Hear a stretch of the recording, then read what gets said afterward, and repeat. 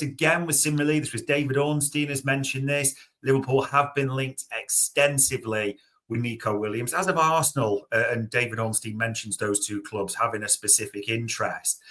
When we did dig in on this one, Bart, talented player, always seemed that reluctance to leave Spain. The one thing we got off the analyst we checked with is almost a bit of a Euros hangover a little bit with the non-move to Barcelona and everything that came. But obviously a talent well known in the world of football. I'd be intrigued to say what the stats are saying on Nico Williams this season then. Yeah, I think that's not a bad thing to put in people's mind right at the beginning, that Euros hangover, because if you look at his minutes played, so he had 29 starts last season, clocking in just under 2-3 minutes. Season before, just under 2-7 with 32 starts. So he's on 16 starts so far, and he's only clocked in 1,400 minutes. So that's a little bit low. I would suggest he's not been in favour. I think he's been injured a little bit this season as well. Yeah. So he might not make.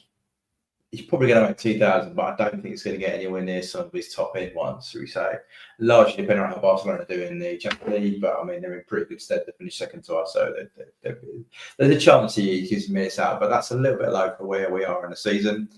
We look at our goals, assists, etc., per 90, as we toggled on.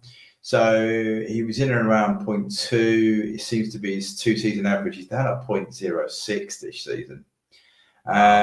Season before the Euros, he was up at 0.44 for assists, which is higher than a lot of our boys are doing currently. Dropped off to 0.19 this season. And then goals and assists for 2.5. If we look at the expected, if I can just get to that, I'm going for that. I've lost it. No, we're here. If we look at expected, so expected assists, he again is pretty much bang on to 0.17 to 0.19. So it's not like he's under before he's actually in positions and not doing it. He's actually bang on. If we look at his XG per 90, so his XG here 0.18, and then so he's probably slightly under his XG. To be fair, he should have got 0.18 and he's at 0.06. So there's maybe something in front of goal that he's not quite up to his usual standards. But yeah, I think he's definitely having that post-Euros kind of drop off. I mean, they won the tournament, didn't they? So yeah, there's something to be had for that. Yeah, so he did play a role in that. If you look at off the ball, as we always start, that's having just had a go at a previous game, not being great. Aerials, so he's not involved defensively, and when he is, he's in 44th percentile. That's not great. Clearances, blocks, interceptions. So either tackling or in doing passing lanes or pressing, he's not very good at any of it. So that's interesting. That's someone that might be Barcelona, but unless they've moved too far away, Barcelona off the ball used to be quite houndy in terms of how they get the ball and systematically. Yeah. So that's a bit interesting to see. What is he doing between the boxes? He's clearly a carrier here. So he receives progressive passes. Great. So that means it's hard to pitch. Touches in the penalty box, 73rd percentile. Again, that's better than the previous stuff we looked at. Maybe not in the high that we'd expect some of our forwards, but that's okay. That's five a game. 96th and 95th percentile for progressive carries and take-ons. Again, so he does a bit of the carrying as well and taking people on. Brilliant. Passing wise, 33%. That's 33 percentile for his passes attempted. 70% pass completion. So these are lower. So he's not really. And if you look at his assists, he's 86. So that's interesting. So you'd expect someone with that low percentage of passing potentially wouldn't actually provide that many assists, but he is. He's 86 percentile for assists. Goals, as we've seen now this season, he's clocking in low, right? So non-penalty goals, he's 25th percentile, not great. Shots, he's just not shooting enough, 2.3. As I said, Chiesi normally does that in a summer appearance, let alone a full 90. So that's potentially where he's not having enough shots to produce the XG to have the chances. Assists is still doing well. Shot create connections, to be fair, 83rd percentile, so he's involved in an action that is a shot or creating something, nearly 5 a game. So there are some signs there. if we're doing a direct comparison with one of the guys that he would probably be looking to replace, it's Diaz. So Diaz is red, Williams is blue. As we can see, Diaz completes more passes. Williams carries it better, takes on more people on, wins more aerials, has greater assists. Okay, but Diaz is involved in the goals more. Okay, and that's even considering, as we've said many times, Diaz is a bit hot and cold. Yeah. I think at the weekend was his first goal in 10, I think it was. So that's something to take on board. If we compare him to the current starter, though, if I could find Cody, here we go. So Cody does dwarf him a bit, bar carrying the ball. So that maybe gives you a little indication of maybe where he is on the list. If you want to compare him with Diaz, yeah, I could see that. If you compare him to the guy who currently has the shirt, because let's be honest here, Cody has now moved himself into being picked ahead, then I would largely say he's probably Cody's ahead of it. If we look at some of the stats I would produce for him, he's playing in the wide left area, so he's in and around the left half space. Okay, that's fine. A little bit more into zone 14 than we normally expect our forwards to be, but that's okay. It's not a bad place to be.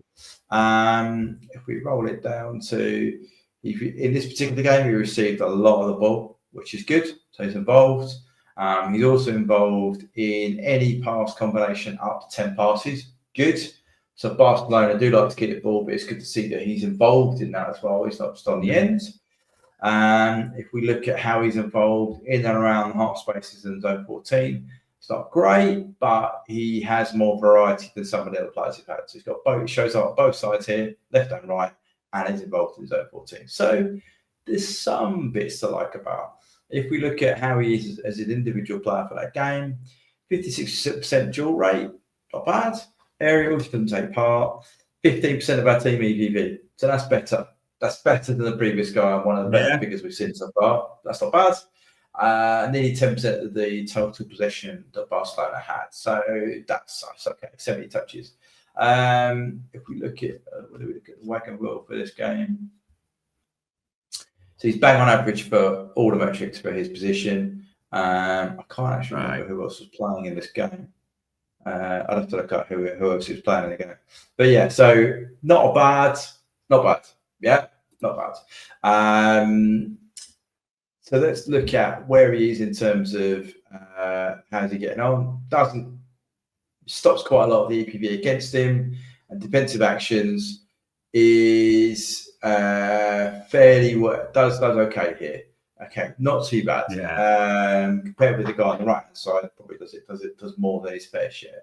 So I think there are some elements to like, but yeah, I would come back to the fact that he needs to shoot more to get more goals, and he's having a bit of a down season, I would suggest. But there is some stuff to like in between the boxes, but defensively, we'd have to work on that.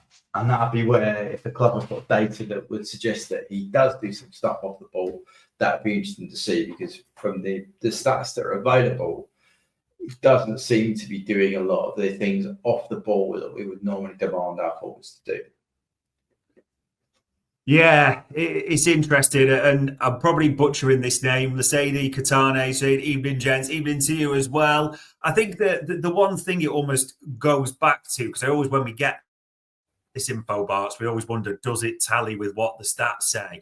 I mean, the big thing was the talk of it. He's suffering that Euro hangover, a bit like Phil Foden's had. And it's interesting that, as you said, the assists, the carries are really high. That's the info we got from analysts, where his essence of why his stats are high across that 365, which you've always told me FB Ref gives that year reference, is it was massively higher last year. And as we got the info, last year he actually clocked 20 assists in all competitions, which is really impressive, and why he was in the Spain's Euro team. This season, across all competitions, he's on 6 assists. So just under, a third of what he was last season. Goal contributions. He doesn't score many.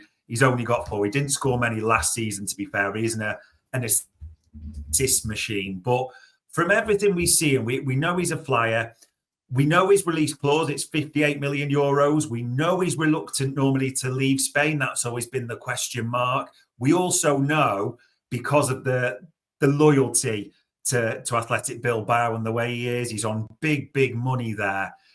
There's not really much way you can make an argument to put him on big money with Liverpool, spend, 58 million quid to start ahead of Gakpo or anything like that, even with his potential, is there? No, I think, what is he, 22, I think, isn't he? Is that right? Yeah. Yeah, he's 22. So he's right in the right age bracket, but for me, it'd just be a bit of a, I'm not sure. I mean, transfer market got about 70 million here, by the way. Just looking at, because I was trying to find his what his injury record was. But I would be, for me, the worry is maybe it's the burn from last summer where we put all our eggs in the basket trying to get 6, and then he went, I don't want to leave Spain. Maybe it's another one of those, and having such a downer for the previous season, he'd have to do quite a lot to prove that he's not, that isn't permanent, if you know what I mean. So you'd hope he'd return, obviously, but I'd just be a little bit concerned. I'm not sure I'd be paying out that kind of money on a player who's just had that kind of season, if that makes sense. But the guys have looked at him.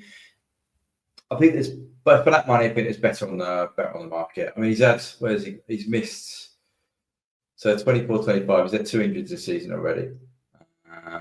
One's a hip injury, one's an ankle injury. So one of them September, one of them October. So he's not had any in 2025, but he's missed just short of 20 days this season. So not many games, but that's why there's maybe a bit of a decline. But for that money, I personally go with more of a short bet, put it that way. Yeah, and to be fair, I'm thinking of, and I know people when we're saying this will say Williams can also play right. That is true. I know he played in the Euros for Spain right, but it is predominantly left that he's been switched to this season.